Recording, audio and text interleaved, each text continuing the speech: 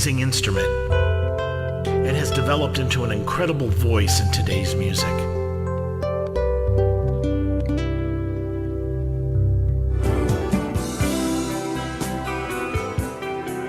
So many types of guitars, so many styles of playing, all sorts of gear.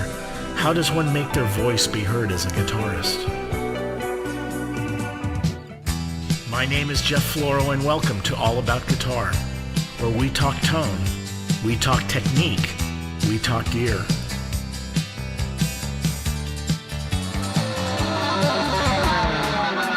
Where we discover how we can become better musicians in a world of constantly changing technologies, where we take a good look at everything guitar, and sometimes not exactly guitar, but just as important, so we can be more successful as a musician in today's music scene. So sit back and relax, and let's explore all about guitar.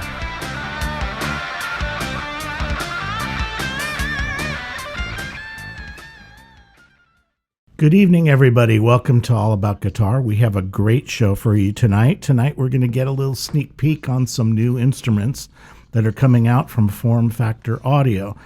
My very dear friend, I want to welcome back Gary Roudenko from the Amp Shop Bass Exchange. He's the one that's introduced me to Form Factor. We've had them on before on the show, and their amps are incredible. Their speaker systems are incredible. And they have a new model of bass amp for both 500 watt and 1000 watt amp. And we're going to take a look at the 500 watt. But let me introduce everybody that's here. My good friend Doug is here helping me out. But Andre Lomov. Yep. He's here from Form Factor. Welcome to the show. It's good to have you in much. here. Victor Broden's going to be our demo guy, bass player extraordinaire. Yeah. And he makes these basses sound amazing. So... And, of course, Gary. So, well, let's start out. The big thing is the basses. So let's talk a little bit about the bass guitars. Who wants to? Well, we'll start with Gary. He's been sort of leading the effort a little bit and, consulting. It's under his tutelage that this is possible. So tell us a little bit about these basses. Now, as I understand it, they're short scale, right? Yeah, the basses were developed as a short scale because there was a demand recently for the short scale due to a lot of guys not young anymore. They have some kind of injury with the hand, with like a shoulders or like a hand wrist or another stuff. Some guys have like a short fingers, whatever. Some guys playing long shows and they cannot play heavy bass anymore. So there is a demand for that, much easier to play and better for the overall condition. People don't feel tired after the gigs, and so that's why Form Factor picked up this idea and started to make short scale basses. And first batch was like a classic series, like a traditional jazz bass, P bass, like a Taylor style bass with active passive features, and that's how they were born. Pretty much they use some kind of great components, great pickups, electronics, everything in there, top scale. And overall, most important, they're using really, really high quality wood. Same as they're using for the building cabinets. They're not saving money on that. They put in some kind of top notch. And as a result, you get a really good response from the basses in a short scale. It sounds like a real full scale basses. Yeah. Now, does Form Factor make their own pickups, or are they made for you? No, they're made for us. Oh, okay. And then the same thing with the bridge and the electronics. That's funny about you touch the subject about the bridge because Form Factor decided to make own bridge. Ah. That's how the bridge was born. So this is a Form Factor? Yes.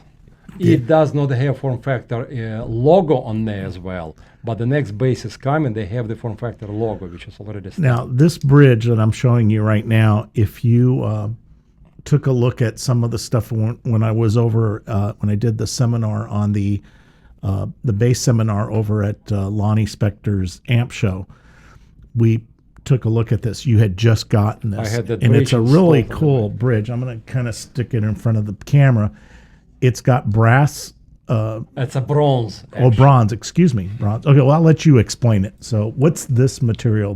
This is Duraloom. It's like a Duralite material, which is not the aluminum, but it's like a aluminum with some kind of extra in there. It's like a copper, magnesium, manganese, so makes that aluminum very durable. At the same time, it's very light. Right. No, it's not that heavy, but it feels solid. It does. It's not like brass where it's real weighted down, so it's not going to weight down your base too much. And then the bronze. This is really nice. There's a real bronze. It's like a church bell bronze, which has all of that resonance, like from the church bell. So combination of duralumin and those bronze. But it's harder than normal, It's harder so than it normal. doesn't wear out. That's a problem with the bronze bridges and nuts, as they would wear out. It's a softer metal. So, so this is the bridge that's it's Which gonna will be on the new On the new batch, basis. On the base. next series, yeah. okay. So This that's one great. we're using so far like a traditional bridges, whatever, like everybody using. Right. So these are prototypes. Yeah, Pretty much. basically, yes. Okay. So now let's talk a little bit. Well, let's go ahead and let Victor go ahead and just play this bass so people can get an idea what it sounds like. Then we'll get into what the materials and how you built it. So real quick, I'll let everybody know I have master volume on full and both pickups on the same volume, and the active circuit is engaged, but there is no booster cut on any frequency. Okay. So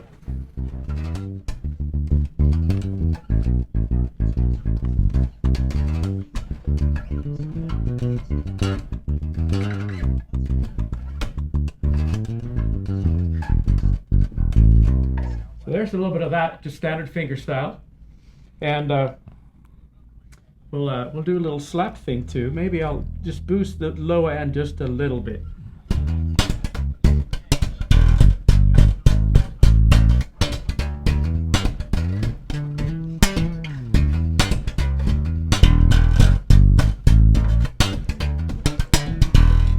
So there's that, just a tiny little bit of low end boost, but nothing extreme at all. I mean, I barely breathed on it, so we're still basically. Yeah. No, it's got a Basically- nice tone. Do me a favor. Do like some harmonics and chords just to hear what. So there's that. So there's a lot of tone to this instrument. Absolutely. Nice sustain. And as far as chords, to hear the string to string balance. Is the volume up on Yeah. Yeah. No, it's got a nice. Okay, now let's talk a little bit. What woods are being used? What's the body made out of? This they use them very light and sonically type of responding. I believe it's like a European pop albi. It's like a from the high mountain wood with the maple top, and this is like a high quality North European maple with rosewood fretboard. So neck is very high dense. That's why when you kick in those strings in a short scale, it's almost like a piano sound. It has like a really solid response to that. Yep. So Okay. the wood is a very important part of the bass. that? Yeah. So what is the? I didn't catch what the body is. It's like a pop albi, I believe. Poplar. Okay. It's not the poplar, it's some kind of European, similar to the poplar, something Okay. like that. It's top secret. We're not telling. Yeah. But it makes body very light. Yeah. And what's the model name of this? What's this called? This one is FJB4. JB4. FJB4. FJB4. So pretty much it's like a jazz bass, but form factor version of that. We're using like a Lawler pickups for the jazz bass, and all custom electronics. I believe on this bass we tried like a Bartolini. Yeah. Okay. So it's an 18-volt preamp. It's just simple, Yeah. Two batteries. two batteries. Yeah. 18-volt preamp. Oh, that's nice. So this one's both active and it'll function as passive Yes, too. active passive is a push pull. Right here. Master okay. volume. Go ahead and just play something and go between active and passive. So what is it at right now? Passive.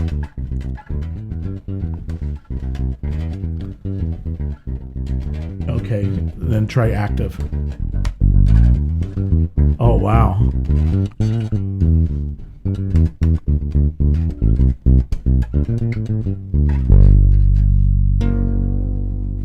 Okay. Now, Victor, let me ask you something, because you play regular scale basses all the time. How do you like using the short scale?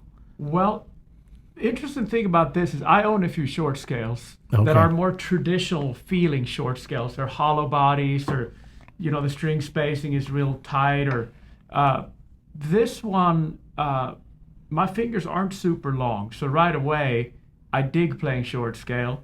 But this one, I think probably because the density of the neck wood, because I'm playing pretty softly here because we're in a civilized environment. But I'm a pretty heavy player. I'm pretty physical with my basses, and I bend a lot, and So I love that this feels like a modern long scale bass as far as the solidity of the instrument. Because short scale a lot of times is sort of goes hand in hand with kind of older and shoddy quality, but sounds amazing, So this one just feels like I could beat it up, which surprisingly I really care about.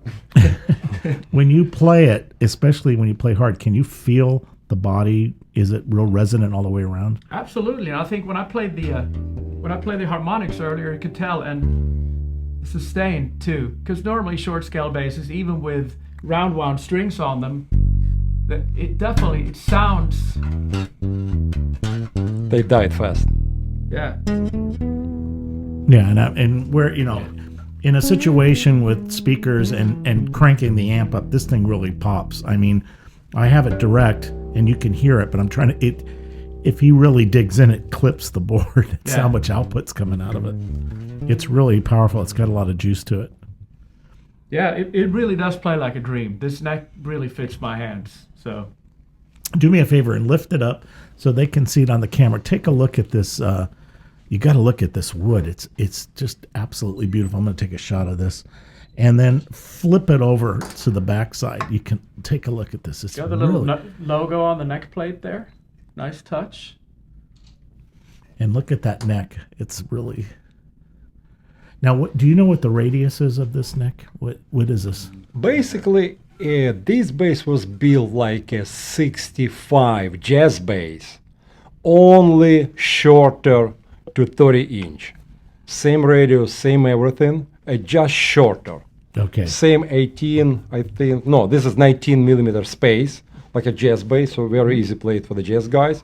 Just shorter than neck. It's a real Like bass, but just shorter. Yeah, Right. two inches shorter. That's all. And it makes a huge difference. So it's the same. It's the same But radius of same radius as like a classic jazz bass. So there is a curve to it. So it has that feel of it has that 60, the early bass feel, which was one of my favorite years for bass. So that's really, really, really nice. Okay, let's take a look at one of the other ones. Am I cool to unplug? I can mute you. There you we go. go. You're good. It's almost like we're professional here. That is a beautiful bass. Now this is the P bass, right? Same wood or different wood? Gary? These ones same wood for the body, and just the maple neck, no rosewood. Okay, maple. Quarter sawn maple. But it's that same type of similar to poplar with the maple top. Yes. So Passive. So that's one that's passive. As soon as I see a P bass with a maple neck, makes me want to play with a pick and passive. So we're going to try that first. Okay, passive and with the pick.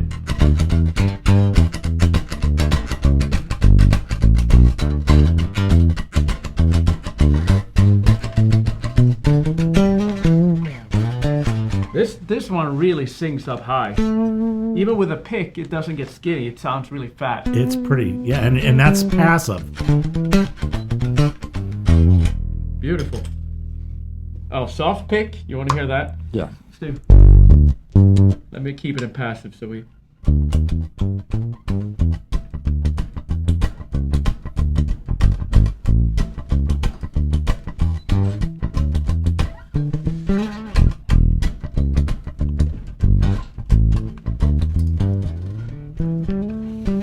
Now put it on active. It's got a lot of power. Let me just make sure we don't have anything boosted here. No, we don't. Flat.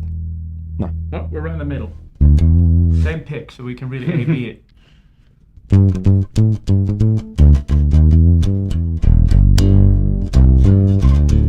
It does a really nice scoop tone in active mode. I mean, it sounds like a fantastic slap tone right off the bat.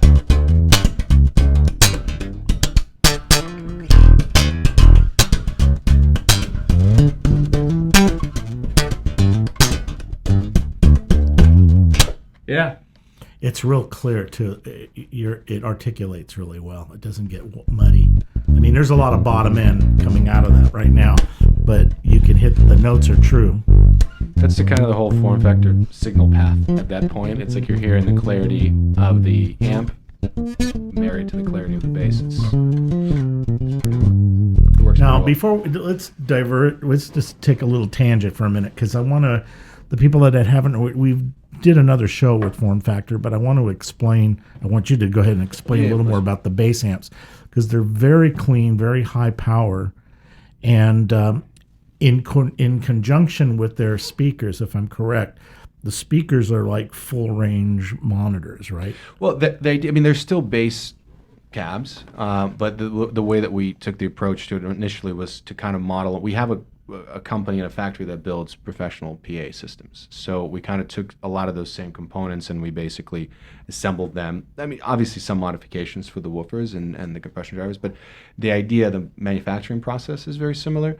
And so the cabs are built really well. And I think even if a few of our competitors have started using the same transducers as we do, not tweaked, we have them custom made, but similar manufacturing. And it still doesn't sound the same. And the idea, is not in the woofers, it's the cabinetry itself.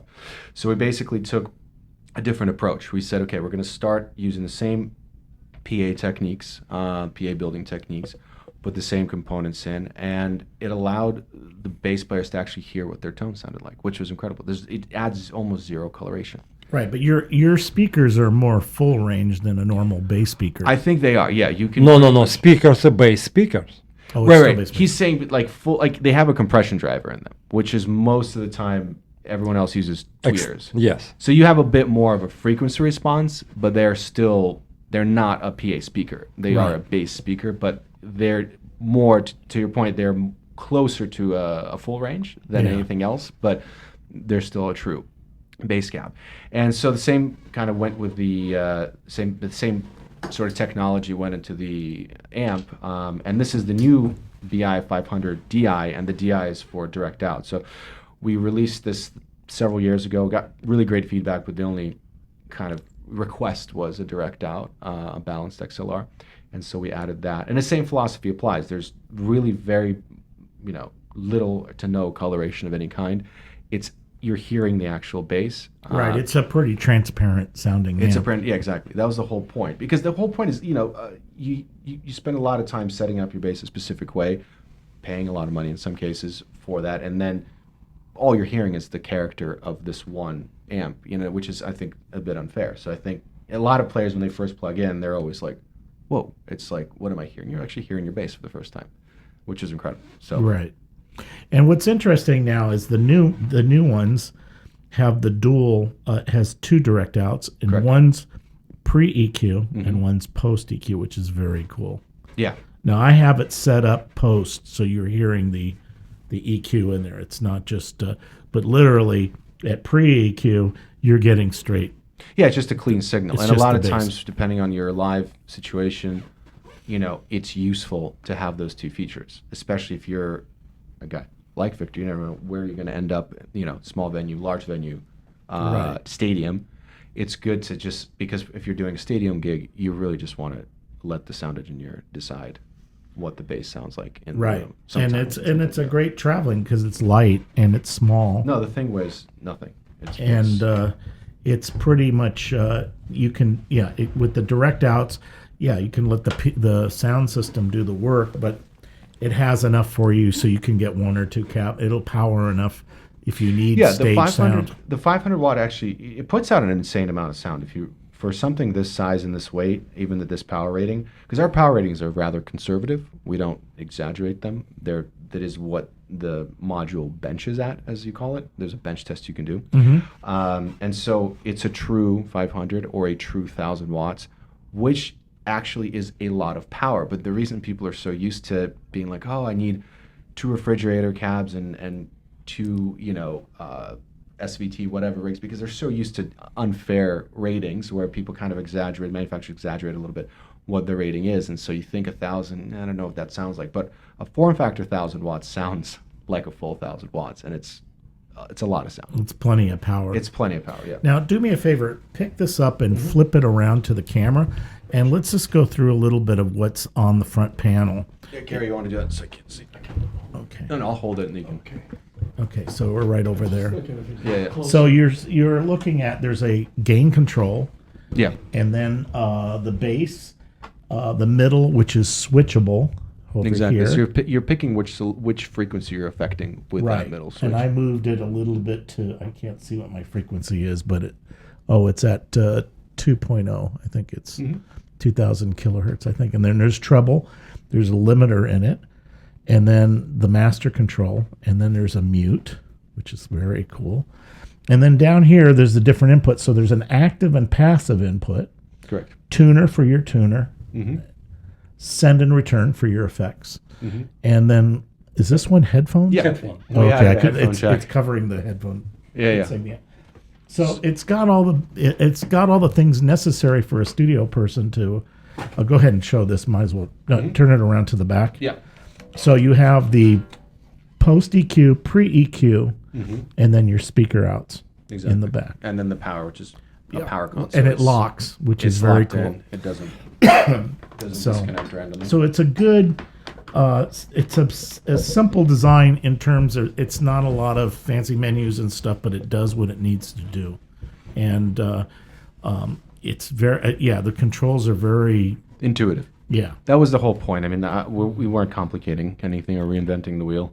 And when it's muted, you could clearly see it's muted and glows, and it's a giant button. I always thought it was kind of weird on some manufacturers. They choose to do a tiny mute button, or worse yet, in the back, which is the worst thing in the world when you're doing a stressful gig and you're just jumping on stage. And Yeah. you don't know why you don't have sound. It's like, no, you can see. There it is. It's the mute button.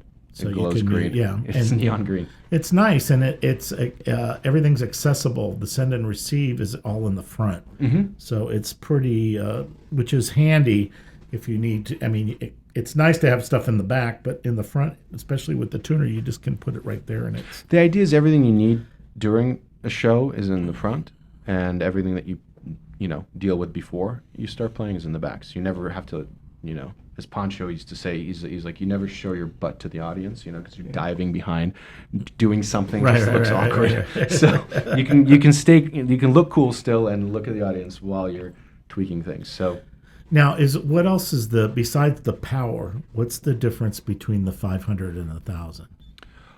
that's it. It's the same exact Same everything circuit. else. Same exact preamp section, same exact controls, same exact circuitry. It's just double the power, and that's it. And for a lot of guys, that's not, guys and girls, it's not necessary for them to do the 1,000 watt. They like 500. They, pair it up with like a single 12, and they're happy with that. It just depends on your application. But if you're playing a lot of bigger shows, Well, yeah, 1,000 watts. for is really- most club gigs or local gigs, smaller venues, 500 is plenty for anything. Pretty Exactly.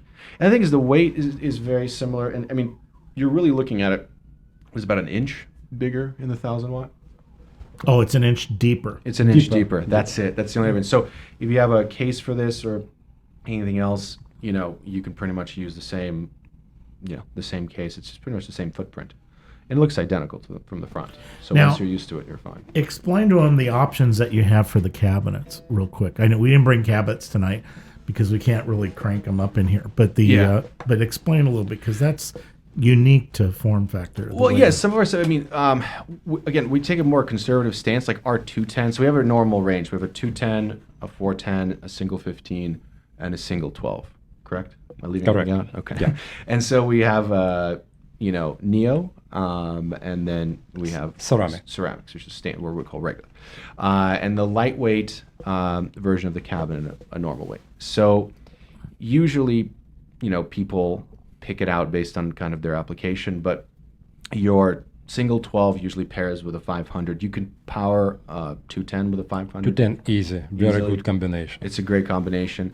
My favorite combo is a single 15 with a 210 on top and a 1,000 watt. That is just, everyone that hears that combination just goes nuts for it. It's one of those things where if you're a rock guy, you will appreciate it because it just has SPL, just plenty of headroom. And if you're a jazz or funk whatever guy, you can kind of, still get the sound you want out of it, and it's got so much lower end. I'm a big fan of our 210. It's the best-selling, I think, the best-selling cab we have. But when you combine it with that single 15, it's pretty incredible. Gives you the low end, yeah. Yeah, and again, our cabs are they're made like PA speakers, so you can toss them around. They're very durable. They're really rigid, specifically made to let the transducer operate in its optimal range, which gives it the sound that people love. But you can beat the crap out of them. I mean, they survive tour after tour after tour, much like PA gear is meant to. Well, a lot of guys, when they use multiple speakers, they'll bi-amp. Is when you're using the two, is there a way to bi-amp, or you don't need to? You don't have to, because if you have two 8-ohm cabinets, you connect them, you have 4-ohm. This thing does not go down to 2-ohm, neither does the 1000. It's just not happy at that low of a ohmage overload. So basically, you can, there have been situations where people have played two rigs, and so they don't bi-amp, they just basically use another rig and they just daisy chain it. And that's it. So you don't necessarily need to, but I don't know how many times that's ever happened. I think maybe once or twice. So there's you using the two speakers, using a 210 and a 15 or something, because they are more full range than normal bass speakers. There's no problem with them interacting, right? No, actually, they work together perfectly. They even have little cutouts on top where the 210 fits on top of the 15 beautifully, and it's very stable rig, even at lightweight. So yeah, no, they work beautifully together.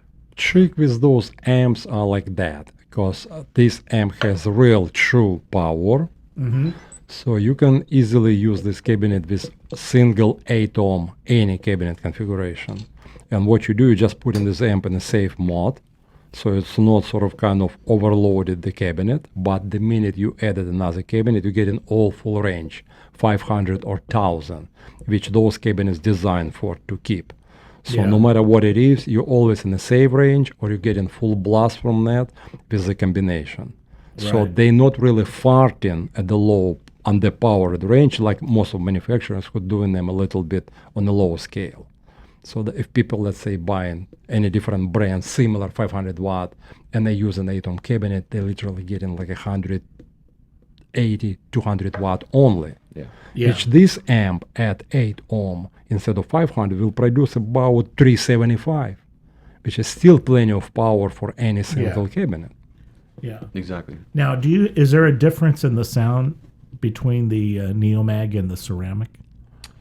There's about maybe this thick of a book that people can write on those differences. I don't know if we necessarily could do. I mean, we only have about 40 minutes left, so I'm not sure if we could talk about that. Well, I mean, in a nutshell, because that's going to be something that a bassist can be concerned about. What's the difference? I mean, it's very more modern tone versus more classic tone, I guess, is what you're looking for. More dry versus. I don't know, how would you describe it, Gary? I can describe like that. The cabinet build so nice and correct, so basically people don't hear the difference. It's only the difference is, let's say, if you need more extra bass on the Neo, you can turn like that, only 1 point up to get the same bass like a ceramic. But considering the fact that you have 15 pounds less, like from our experience. So you can get with adjusting, you can match the same sound. You can match the same sound. Yeah. But what I noticed, Neo a little bit more punchy. And people who really, really already set the mind for the ceramic, and they want a ceramic, after 2 weeks they coming back and tell them, can I trade it back for Neo? Right. And the minute they got the Neo, we didn't see them anymore. They're happy with that because weight is a very, very important part of it. Right. No, I've seen in other companies, like, for example, Celestians for their guitar amps, they make a Neomag creamback. Yes. And it's pretty close. I mean, I was impressed. Yeah. But you need to build the right cabinet, regardless. Right. But I agree with you. With the Neomag, you got to punch it a little more to get it to speed. Yeah, I think with guitar cabinets, honestly, you're not to downplay it, but you're building an infinite baffle, really. The cabinetry matters, but with bass, the cabinetry really matters because you're effectively trapping the transducer in there, and it is resonating at the frequency of the cab. It's not, you can't just you could put a guitar cab into a wall. It will not sound that much different than an amplifier. I mean, there'll be some difference, but it's not like you're not going to be able to be shocked. You put a bass transducer into an infinite baffle, you're not going to get much out of it. It needs a happy home to live in. So that's where the difference is in the cabinetry. Again, as Gary said, it makes such a huge difference that when it's all said and done, there are nuanced differences between Neo and ceramic, but at the end of the day, Now they're your cabinets in any of the speaker configurations, they're ported, right? correct. Yeah, to get the low end, to get Yep, the waveform. So, But they port it right, because port is very important. oh yeah. You cannot just put there the pipe and expect you build the port. Well, I've heard the 210 cabinet, and it's Yes. deep, Yeah. which is saying something because tens are tens. Tens Yes. of tens, yeah. Yeah. And I keep trying to explain to everyone, like, where, they're like, well, do you have the refrigerator cab, like 810? And I'm like, we don't need to build an 810. Because if you look at the SBL, it's coming out of whatever 810 you have, it's going to be very similar to a lot of other configurations of ours. We have a 410, but it's actually quite tall, and it's meant to have a similar stage presence, well, closer to an 810. But Vic, you've played our Neos Yeah. and our ceramics. Which one do you have? Ceramics. Yeah. Yeah. And it brings it back to what Gary said about the Neos being a little punchier. Because I do play a lot of pick bass. Even if I'm not playing heavy metal, I enjoy pick when playing funk and pop too. Yeah. And I like a little bit of mid scoop. If Yeah. it's too aggressive in the mids. So I prefer ceramic, but I agree with what the gentleman said that the difference is tiny. But and I'm also very much like, if I fall in love with something, like the first time I played Form Factor and got excited, my eyes got big, it was ceramic. I'm like, Yeah. well, I can't mess with that. Right. I just want to recreate that feeling. Right. Once you get it, you don't Yeah. mess with it. Right. But you're using what do you use? Use tens or use Tens. I'm a Tens. huge 10. A lot of guys that play with a pick are into 12s, but there's a honkiness in 12s that just isn't my tone. And you get more low out of well-built 10-inch cabinets, even a 210, than a lot of 15 and 12-inch cabinets. I think the interesting thing, for example, is Billy Sheehan uses a different brand cabinets, but to the point, he uses 15-inch cabinets for his top end because they sound so slow and warm, and he used 10s for his lows Yeah. Really? because the lows are quicker. And Right. I love that. I Well, think- let me ask you so. then, what like the difference in terms of the 15? And I know this is a big difference. We're dealing with physics here and the 210 cabinet. What's the frequency response? Does the 15 go way below, or can you get the It's frequency close. response? Can you get It's- the frequency response out of a 10? That's what I never No, understood. it's not quite physically possible, but it's close. Again, 32 hertz. yeah, it's like it's almost. It depends. Like when I feel the difference when I plug in when I'm doing a demo or something, and I plug in the 15. So we've done this A to B before, 210 on top of a 210, and we're actually using a slightly modified version of our 10s now. We've started using newer ones that go a little bit deeper. And again, I can't reveal too much information. We're still working things out. But the point is, even with the new deeper 210s, two of them sound a little bit different. But again, it's not so much just frequency response. It's the characteristic. It's what you're feeling. It's a lot of this stuff is not physics. It's really just psychoacoustics. You know what I'm saying? So you see something, you feel it, you use it, and you have some sort of relationship with it, and it just gets you the right way. And as long as you get your sound of it, that's the most important thing. I think a lot of people shop on a cut sheet, so to speak, and they go, well, that goes to this, therefore it's better than this. But there's a certain something about that particular thing, because it's made out of wood, it's made out of organic material, that just gets you in a different way. It's the same thing with these basses. There's Yeah. a lot of you could use the same components in a different configuration, and they'll just be completely different. Well, So- I noticed like with studio monitors, like a 10-inch 2 or 3-way studio monitor as opposed to a 12-inch 2 or 3-way studio monitor, there's about an octave lower from that physically. Now, the way the monitor is set up and stuff is different than what it's not ported, but it was like an infinite baffle type of thing where it was sealed. But it did make a difference. The difference in the size, because you're physically, it's a bigger speaker it can handle a longer waveform. Right, of course. No, and you have that, but again, it's more than just what's in the frequency response. It's just how it actually plays. Right. And that's the most important thing. And then the other thing too, when you're playing, you're using 10s. I would think the 10s work better when you're playing and they mic the kick drum, so you stay out of the way of the kick drum, right? Yeah. I've always thought of that too, but But obviously, tens, it's a matter of how many and what type of box they're in. Yeah. Right. Because Right. I feel like tens do so many things, while 15s and 12s do their thing, but tens Yeah. can do many things. That's Right. how I feel. Yeah. No, I think it's a flexibility. That's why the 210 is just the best. That's the one that everybody gets because they essentially start with that and they build out from there. But you could do any, like, again, if you're a player like Victor, you're playing 18 different styles on any one given week. Right, right. You could have 2 different gigs in one day that are vastly different. You're not going to, okay, here's my reggae rig and here's my, Well, how much? new wave rig. What's the power capability of the 210? It's like 600 watts, I think. So you with a 500 watt amp in that, you got plenty Perfect for match. most You're gigs. fine, yeah. The 210 is small enough, but it gives you what you need, and then you can always add more if you need Exactly. more. So I mean, you probably just use a 210 most of the time. One 210, because it gets really loud. It Yeah, really yeah. does. I mean, the only reason I would use more speakers is if I'm in a band with guitar players with close back 412s and they don't know how to EQ their amp and there's too much woof coming off their palm. Right. Or You if know. you needed to put a cabinet on the other side of the stage. Yeah, but as far as any normal, I mean, my 410s collect dust. Not because they're not amazing. It's just like I don't need them.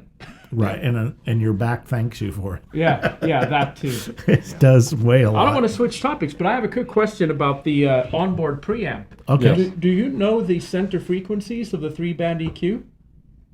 Like the center frequency, like what frequency is the boost cut centered at?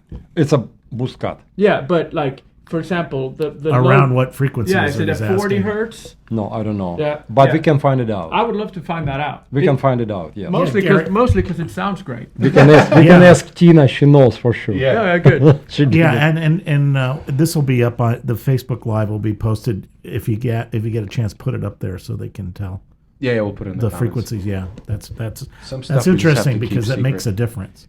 To me, I don't play active a lot, but when I do play active, I find that a lot of active preamps, to me, they've chosen the wrong frequency, and it's very, very rare, even on even their own websites, that they list the frequencies that they have pre-chosen for us to boost and cut. Right, Yeah, right, you know. right. Well, let's take a look at the third bass. Let's pull that up. All right, I'm unplugging here again. Oh, here, let me mute you. I got you. Thank you, sir. There you go. I'm double muted. But it's interesting that and we had shown. Take a look at our earlier passive. show. I think it was from 2 years ago. Yeah. Oh, passive. Okay, he's putting it in there. Yeah, Let me know when he's plugged in, and I'll put it back plugged on. in, unmuted. Okay, so but if you take a look at the earlier show that we had, you can hear the cabinet, and I A/B'd the cabinet with the direct, and it was pretty transparent. It was pretty amazing. So, okay, now tell us about this bass. Same woods or different woods? Same. I believe body is alder. Alder. Yeah, but the same North European maple for the neck, water sawn neck. This bass very interesting. It's very character one. A lot of people been asking bass class, and people give us the idea about I want to have Telecaster bass, but I want to have like a Steen has whatever. I want something different. And some customer came in there with sort of kind of idea to put 2 pickups on that bass. That's how we come with that one. So we can put 2 pickups, one like a traditional, like a 51. Well, and let me ask you something in terms of design, just how you came about, because that pickup's in the middle as opposed to up by the. Did you find that was the sweet spot for that pickup? Yes, of course. Yeah, yeah. Each pickup should be in a certain frequency, whereas those harmonics breaks right. to put on the right spot. Pickups built by Howard Alliate, Oh, okay. Howard's was- good pickups. who was very, very excited about this idea, and he told me, guys, I make you special pickups. I know what you need. Yeah. Okay, he was really about it. So we put these pickups like you have like a Telecaster, and another one sort of like a Telecaster plays, but it's like a jazz bass flavor. And as you see, it has the dual coils in there, dual poles. I'm sorry, dual poles for the pickup, and you see dual poles for these. So your string always in magnetic field between them, almost like a jazz bass. Yeah. Even if it's a Telecaster. Did you see that? Because Telecaster has single poles. Hold This it. one dual. Hold the guitar up so we can see it on camera. Also, too, that's There's a a little bit of weird angle bridge And it's too. an angled, yes. What's with the bridge? That's a The angle gives you Yeah. more like a focused lows here and more extra bottoming to the high string. Right. So way more balanced. Yeah. Now, Gary, what about that bridge? That's an unusual That bridge. bridge is a custom-made bridge for the Telecaster, Yeah, it's a- but instead of 2 saddles, we're using 4, so you can do the perfect intonation, which Telecaster impossible to intonate Yeah, absolutely. due to the whatever configuration. Plus, it's a strings through the body. You can Hold put that right strings there. I through want the to get body. a close up of that. That bridge is just amazing. Let me get that. Oh wow, yeah, yeah. You have 2 separate. It's totally adjustable. Yes, Yep. all total adjustable, and you see they're all different Okay. for the And nature of the bass. this is passive. This is passive. Okay, This is so passive. let's take a listen to. There's no switch. You just No, you just volume for whatever. So go ahead and play the He's the playing right middle now. pickup. Yeah. Just the front pickup, because I think people are.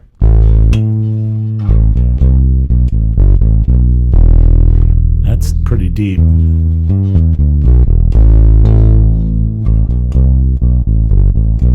Nice roll off. Yeah. The tone is roll off, and this is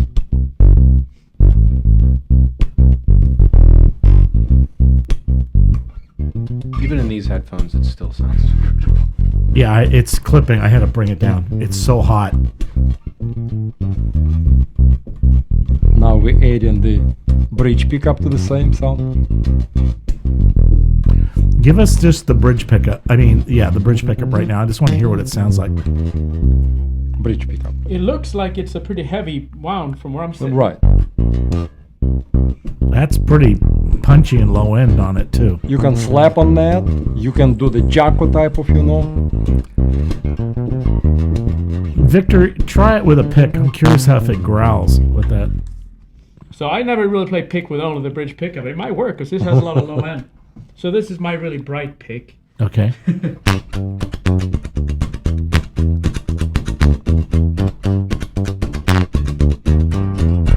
It actually sounds pretty big. So let's try it with a more low endy. And that's just the bridge pickup. Right? just the bridge. That bridge pickup is pretty. It's got a lot of low end to it. I'm surprised. Yeah. But And it's now- basically a humbucker with the dual. Yes. With the juice of that. Try with the pick. Yeah, this is. I'll use your pick.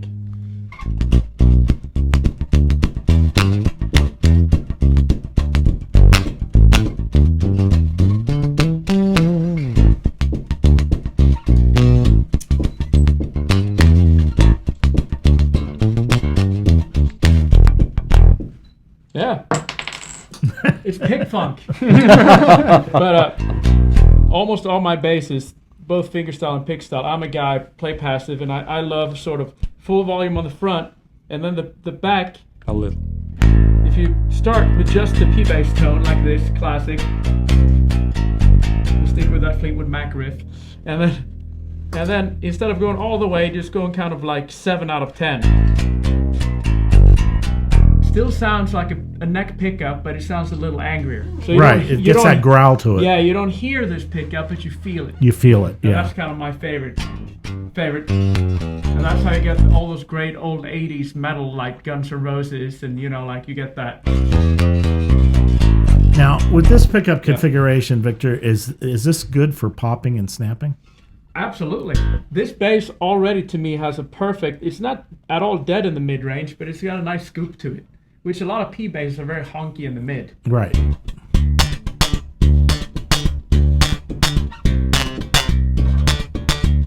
That's the very, It's popping. I mean, it's spiking that.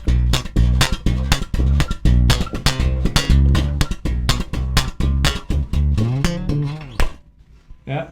No, that's really, It's a really. good sounding bass. Yeah, this. I mean, I've been a fan of all of these. I'm having fun, but this I could take to my gig in an hour and a half down in Hollywood and play like this. Yeah. That's the funny thing. He's never seen these before. Yeah. No. So it's like it's double blind. Yeah, no. Like double Well, blind test. it's that new. I mean, I went on the website the other night, and there's nothing yet. This No, has we don't not have been. any. This hasn't been we've released been yet. pretty much. This has been like a skunkworks project for ours. Yeah. That Gary's like, I'm gonna do this thing, and we're like, okay, go, and like we'll just see what happens, and then obviously, as you can tell, really nice. Now, things. Victor, looking after playing all three of them, would this be your go-to gig one if you were? Well- is this the most versatile for you, or is it? Well, I do love these pickups. I gotta say. So Yeah. looks, Howard's pickups are great. yeah, looks wise, that jazz bass is very, very sexy. Yeah, that's triple X sexy, that one. But sound wise, this is Right. most kind of close to what I normally do. Now, can you get these basses with the Oliate pickups in them? Is that an option? Yes. Because I mean, we've had him on before, and his pickups are This amazing. they all like a first trial, so we did not know how is it happening, what's Right. happening. We just put the ideas and our experience of what we've been dealing with the pickups, preamps, whatever for forever, and we decided to put so this one should be right for this bass, this one should be right for that Yeah, bass. it's hard to tell. Yeah, but hard to tell until actual players starting to play. So far, whoever tried them, everybody loves them. So it was like the right combination. Yeah. No, they sound good. And Plus, they're cool well about all of those basses, especially passive one, we're using the real NOS potentiometers from 70s. It's a real CTS from 70s, and we're using like a military oil and paper caps for the tone. So when you roll it out, you feel that velvety, Yeah. really nice, deep type of. Yeah. Oh, there's Like nothing a- worse than a roll off that takes off the high end but doesn't add that pillow. Yes. That's a big thing. Mhm. So See? roll off all the tone and do only front pickup. Maybe we'll add just a little bit of low end on the amp too to see how reggae we can get.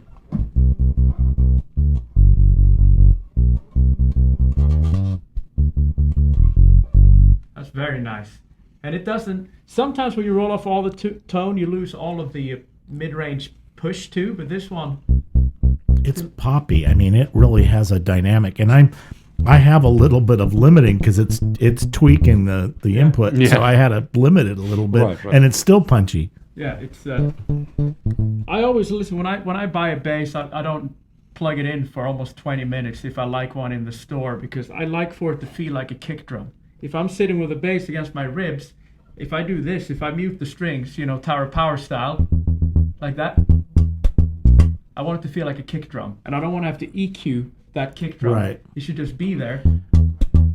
And my theory is a lot of that comes from a really tight neck body joint. Right. Yeah. Now, is this set up so it does? I know a lot of the Fenders, the neck would move a lot with the 4-bolt. Even with the 4-bolt, is that pretty stable? Are you noticing? I was pulling on this before I played it. Okay, so you're not moving it. I don't know if anyone That's saw good. that earlier, but Yeah, it's not going. Now, Victor, do me one other thing, because you play pretty aggressively, but just walk it a little bit so they get kind of a jazzy feel to it.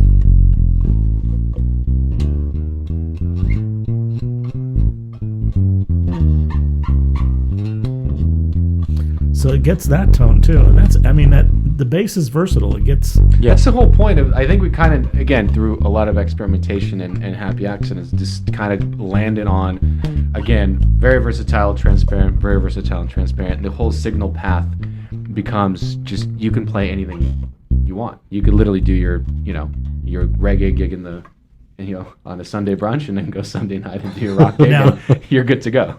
I told you this would go by fast. We're already out of time. Wow. When are these coming out? When are they available? Well, these are available now at Gary's, exclusively at Gary's, and they'll might be online as well. But we're keeping it, again, Skunkworks. It's very limited edition. So you have more than these 3. So you Yeah. have plenty in stock. There's in stock, but they're, compared to normal manufacturing run, they're very limited. So with it being Christmas time, get down to Gary's and buy one of these. But also, and then maybe we'll have Victor sign one of these before he leaves. that's good. But the point is that, so there's still an experimentation stage, and then I think we'll kind of have a wrap up meeting at the end to see what Right. works and what doesn't, and then certain things will go into wider production. That's right. So, but right now it's still just, again, it's like a very custom shop, very Skunkworks. kind So everybody check out www.bassexchange.com. That's where the Amp Shop Bass Exchange is, Yes. and you'll see deals and you'll see these advertised there. And then there's also www.formfactoraudio.com. The basses are not up there right now, but you can check out the amps, and the cabs are all on Yeah. there. And it's pretty. If you get a chance, go to Gary's And you got to hear this amp with the cab so you get an idea of what it really can do. Yeah. It's hard to do that just on the show. I'm playing it. I have it plugged in direct. But when you hear the cabinet speak, and especially somebody like Victor, that's a real aggressive player, you can hear it just like hit you in the chest. When you have a good couple of speakers in there, you can hear the difference. Exactly. So I want to thank you guys for coming on the show. Andre and Gary, of course. Victor, what's going on with you? Give people an idea where they can see you play. Well, I'm in and around the Los Angeles area a lot. I just got done with a tour with the 80s rock metal band Dokken. So, but I have a few interesting things online. I have a podcast where I interview some of the biggest bass players on earth. Players that play for Prince, Pink, the biggest tours in the world. It's called the Lowdown Society. Nice. And it's like the Dead Poets Society, but for bass players. And where is that? Where is it? It's on anywhere you find podcasts, but the homepage for it is on Podbean, but you can get it through Apple Podcast or Google Play Podcasts. Okay. I'm also the main reviewer for Premier Guitar Magazine, so I nerd out on gear, and you can read Premier Guitar and read my gear reviews. And I have. That's sort of what I do. I have. I listen. I read it. Premier. Yeah. Very cool. Very cool. And anything else? Anything else coming up that you want to mention? He's got a gig tonight. Yeah, I'm just jamming with some fellow Hollywood rockers down at the Viper Room, and tomorrow night I'll be at the Whiskey A Go-Go. So all my 80s rock fantasies are coming true. There you go. Mondays and Tuesday I'm nights. definitely going tonight.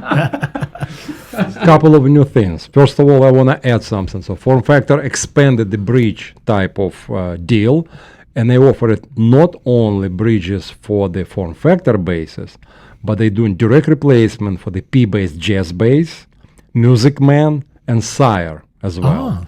Okay. So everybody who want to upgrade the bridge and put something, new flavor, whatever, those bridges will be available soon. Yeah. Plus, they make a new line of basses as well. It's like some kind of secret, which is sort of kind of what we say. It'll be the Wombat series with really nice, sexy body and a lot of features and different type of pickups, which already proven to be. So it'll will these be full scale or short scale? That'll be also full scale. So Yes. you're coming out with a whole new full scale Correct. series. Yes. Well, when those come out, you got to bring them down. We got to check those out for sure. Victor, clear your schedule. So I'll noodle any day for you guys. okay, thank you. Listen, everybody, thank you so much, and we will keep us posted on what you're doing. And Gary, it's always great. Gary will be back here next week. I'll post a little more what's going on with that because he's got a lot of new things happening. I'm still looking for that Emperor pedal. Gary, you promised we me will you'll bring it next week. You'll bring it next week. Yeah. Okay. But anyway, thank you guys. I appreciate it so much. Thank you. And everybody have a great week. We'll see you, Doug. Thanks for helping out. Oh, sure. All right, everybody. Have a great week.